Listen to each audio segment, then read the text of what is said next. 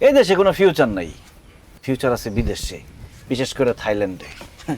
তবে যে প্রতিভা, আমার মনে হয় কি তোকে সবার থাইল্যান্ড চলে যাওয়া উচিত, তাইলে জীবনে কিছু একটা করতে পারবি। এই দেশ তোকে মূল্যায়ন করবো না, থাইল্যান্ডে জায়গা, থাইল্যান্ড তোকে মূল্যায়ন করবো। হ জামাল ভাই, আমারও এইটাই মনে হয়, কিন্তু আমরা থাইল্যান্ডে কেমনে যাবো এইটাই তো বুঝতে পারতেছি না। এটা কি কথা বলি রতন, তবে কতবার কইছি যখন যে কোনো সমস্যায় পড়বো এই জামালের কাছে আয় পড়বি, জামাল সমস্যার সমাধান করে দিব। আমি নিজে তোকে থাইল্যান্ড নিয়ে যাবো। ভাই আপনি তো নিজেই কোনোদিন থাইল্যান্ডে যান নাই, আপনি আবার কেমনে আমাকে থাইল্যান্ডে লয়ে যাবেন? তোরা মনে জানোস না, আমার অর্ধেক অঙ্গ থাইল্যান্ডে গেছে গা।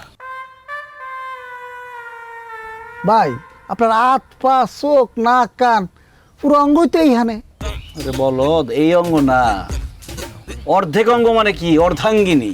অর্ধাঙ্গিনী মানে বউ। আমার বউ কে জানোস? কে? রূপার যমজ বোন যারা।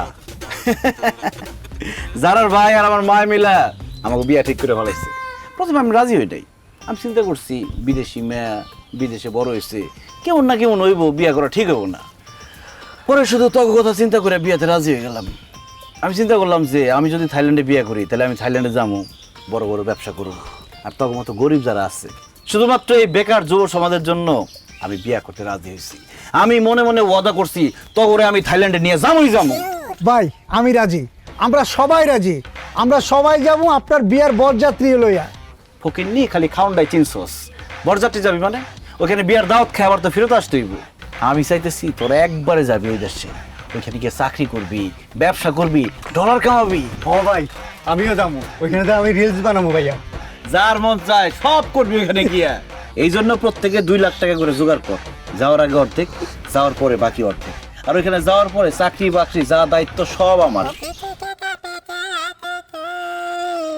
কি ব্যাপার, 2 লাখ টাকার কথা শুনে সবাই চুপ হয়ে গেলি কেন?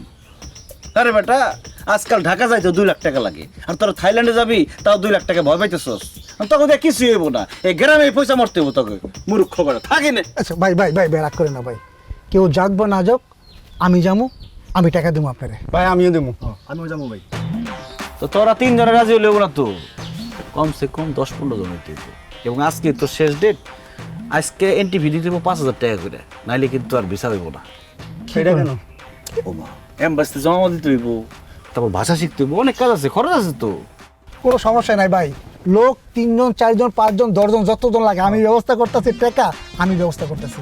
আপনি যেটা কইছেন খালি ওইটা চালায় যাক, কইরা যান, খরচ আছে। ও করিস না, চা নিয়ে এই ভাইয়ের সাথে এই একটু কফি মিক্স, চিনি বানায় দিস। কফি মিক্স ভাই, কফি খা।